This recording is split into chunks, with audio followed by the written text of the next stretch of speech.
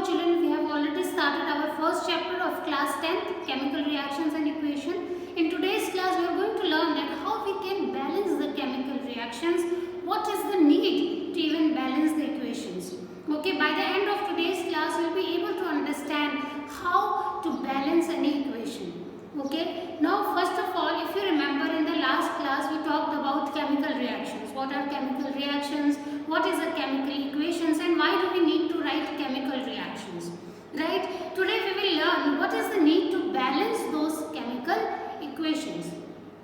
Students, when I say balance the equations, what do I mean by that? What comes to your mind when I say balancing equations? Let us see that with some example. Right now in your screen you will see some equation like this, and you have already seen this equation earlier, that is CO2 plus H2, that is CO2 is carbon dioxide plus H2O gives glucose, that is C6H12O6 plus HO2. This is the equation for photosynthesis, as we have already studied that previously. Now if you notice here, the 6 is written over here, also the 6 is written here. Why? Can you reason why this 6 is written over there? To balance the equation. To balance the equation. Also, if I tell you to recall the equation for rusting, so you can easily recall, that is iron when reacts with oxygen gives ferrous oxide, which is also known as rust. Here also if you notice, the symbol for iron is Fe, oxygen is O2 and ferrous oxide is Fe2O3. But why we are putting this symbols, these numbers at the coefficient? Why we are writing 4 here, why we are writing 3 here, and why 2 is written here? In order to balance the equations. Balance the equation. In order to balance any chemical equation, we are writing all these symbols. Now why we need to balance the chemical equation? Why we need to balance the chemical equations? Now, according to chemical law of conservation of mass, according to law of conservation of mass can neither be created nor it can be destroyed. It means that in any chemical reaction, the number of atoms of any element in the reactant side should be equal to the number of atoms in the product side. For example, if here 4 atoms of iron are participating in the reaction, then in the product side also 4 molecules, 4 atoms of iron should be present. Only then the equation is balanced, only then the law of conservation of mass will be satisfied. So why we need to balance the equation? Because law of conservation of mass states that mass can neither be created nor can be destroyed, and the amount of reactant it should always be equal to the amount of products here. Now if we see here, why balance equations? Chemical equations must be balanced because atoms can neither be created nor be destroyed in any chemical reaction. Okay, in order to balance the number of atoms in both the sides, as you all know, this is a reactant side and that's the product side. So here the number of atoms of any single element should equal to the number of elements of that same element in the product side. For example, it will be easier with the examples. Now let us see this equation first, and let us recall something that we have studied. So here you can see one equation, that is sodium when reacts with water gives sodium hydroxide and hydrogen gas. So we all know that this is a reactant, okay, and this is the plus sign, plus here, this is the arrow symbol, and these are the products. So children, learn one thing, that the number which is written here is called as the coefficient. In order to balance any chemical equation, we will use these coefficients at the front of any element or any chemical compound. Okay. Now when I say H2, so this 2 is a subscript. 2 is subscript. We will never balance any chemical equations by writing any number on the subscript. For example, if I ask you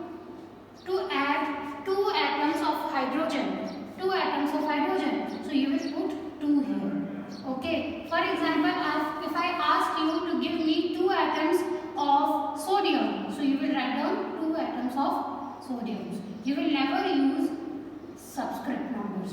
This is incorrect. In nutshell, you cannot change the symbol of any element. You cannot change the symbol of any element. We balance the equations by putting the coefficient. This part is clear?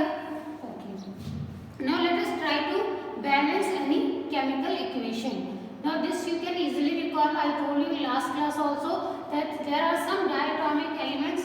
This includes hydrogen gas, oxygen that exist in two elements, 2 atoms.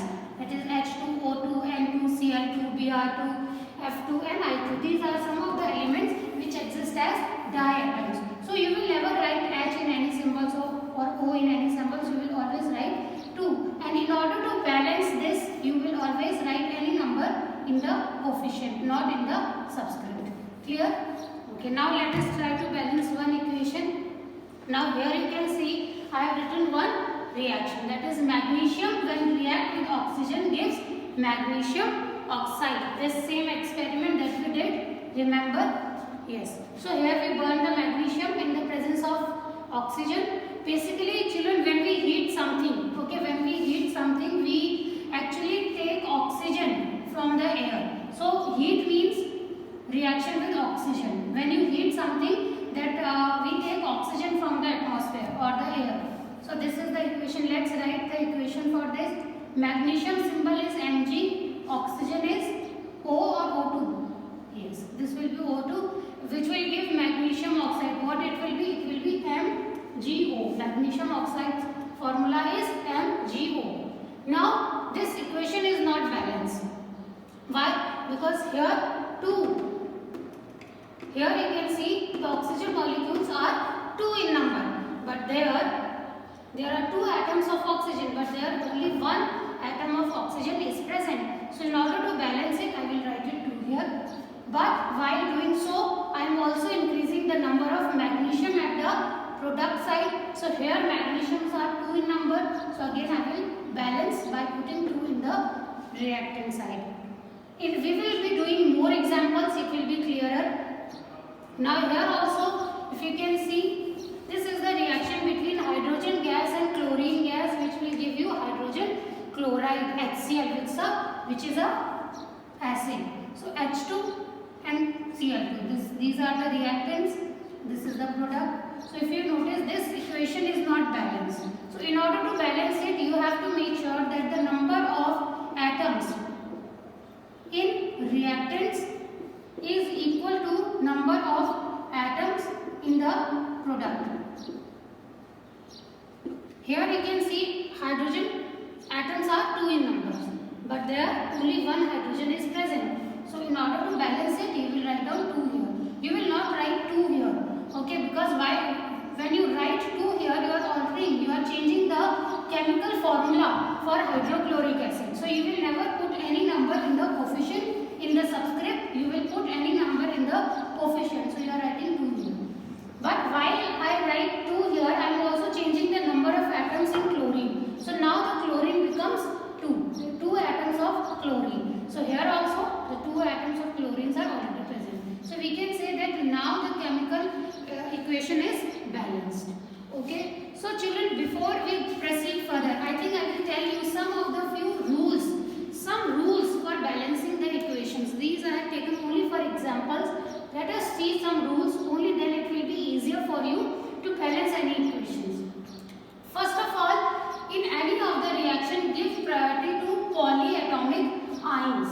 Polyatomic ions. What are polyatomic ions? Ions like nitrate, NO3, carbonate, sulfate, SO4 and OH, hydroxide. These are polyatomic ions. Whenever you are trying to balance any single equation, you have to give priority to polyatomic ions. For example, if in any chemical reaction, sodium is written, which is a metal, and any polyatomic ion is present, NO3. So which one will you try to balance first? Polyatomic ion. Okay. Next, after giving priority to polyatomic ions, you will give priority to metals. Then you will see, look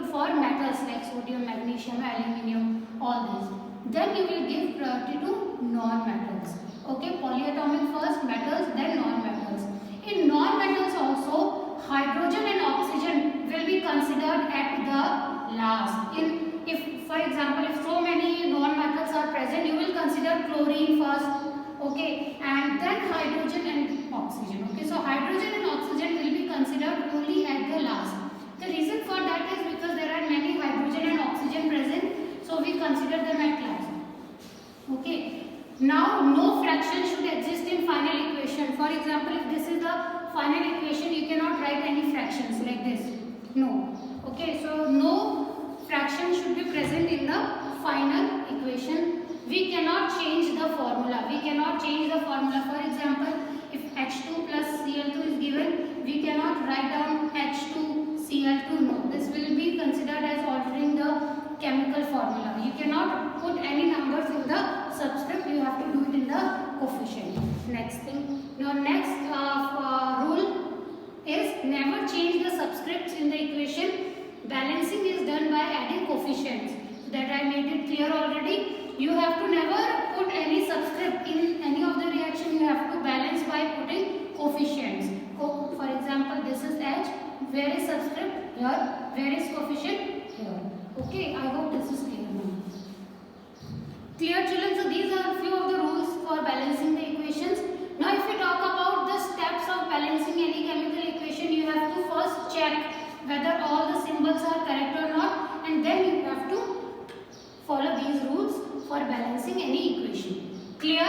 So children, I hope this is clear to you all. Okay, I made it clear some of the rules for balancing any chemical equation. You have to check that whether all the symbols are exactly and properly written in any chemical equation. Only then you have to balance it. Okay, so checking the formulas is the first step, and then you can balance the equation. We are going to take few more examples also. Let us see few examples now.